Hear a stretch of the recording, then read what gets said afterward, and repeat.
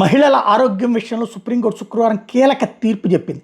నెలసరి పరిశుభ్రత ఏదైతే మెన్స్ట్రువల్ హైజీన్ కూడా ప్రాథమిక హక్కేనని స్పష్టం చేసింది. రాజ్యాంగంలోని ఆర్టికల్ 21 ప్రకారం జీవించే హక్కు, గోప్యతా హక్కులో ఇది అంతర్భాగం అని తీర్పులో చెప్పింది.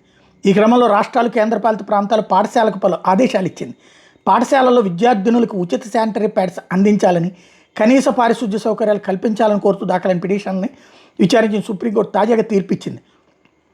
అన్ని పాఠశాలల్లో విద్యార్థులకు పర్యావరణ హితమైన శానిటరీ ప్యాడ్స్ను ఉచితంగా అందించాలని సర్వోన్నత న్యాయస్థానం ఆదేశించింది. ఈ తీర్పు న్యాయ వ్యవస్థలో భాగమైన వాళ్ళ కోసం మాత్రమే కాదు, సహాయం అడిగేందుకు సంకోచించే విద్యార్థినులు, నిధుల కొరత కారణంగా సహాయం చేయలేని స్థితిలో ఉన్న ఉపాధ్యాయుల కోసం కూడా నిస్సహాయ స్థితిలో ఉన్న వాళ్ళని మనం ఎలా రక్షిస్తున్నాం అనే దాన్ని పురోగతిగా పరిగణిస్తారు అంటూ సుప్రీంకోర్టు ధర్మాసనం తీర్పులో వ్యాఖ్యానించింది.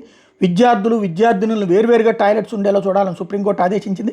దివ్యాంగుల అవసరాలు తగినట్టుగా ప్రత్యేక టాయిలెట్లు ఉండాలంది. ప్రభుత్వ, ప్రైవేటు విద్యా సంస్థలు ఆదేశాలు పాటించాలని స్పష్టం చేసింది.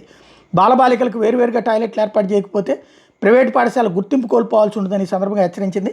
బాలికలు, మహిళలు నెలసరి పరిశుభ్రతను పొందే హక్కుని ఒక దాతృత్వంగా చూడొద్దని ధర్మాసనం చెప్పింది. బాలికలకు ఉచిత శానిటరీ ప్యాడ్స్, టాయిలెట్ల సౌకర్యాన్ని కల్పించడం విఫలమైతే ప్రభుత్వాన్ని జవాబుదారీగా చేస్తామంటే హెచ్చరికలు జారీ చేసింది.